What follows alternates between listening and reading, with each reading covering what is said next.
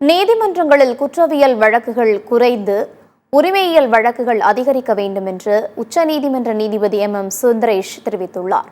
குற்றவியல் வழக்குகளை விசாரிக்கும் நீதிமன்ற அறைகள், நீதிபதிகள் அறைகள் உள்ளிட்ட அடங்கிய கட்டிடத்திற்கான அடிக்கல் நாட்டு விழா சென்னை உயர்நீதிமன்ற வளாகத்தில் நடைபெற்றது.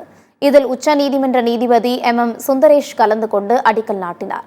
நிகழ்ச்சியில் சென்னை உயர்நீதிமன்ற நீதிபதி சஞ்சய் கங்கபூர்வாலா, உயர்நீதிமன்ற நீதிபதிகள், வழக்கறிஞர்கள், சங்க நிர்வாகிகள் உள்ளிட்டோர் பங்கேற்றனர்.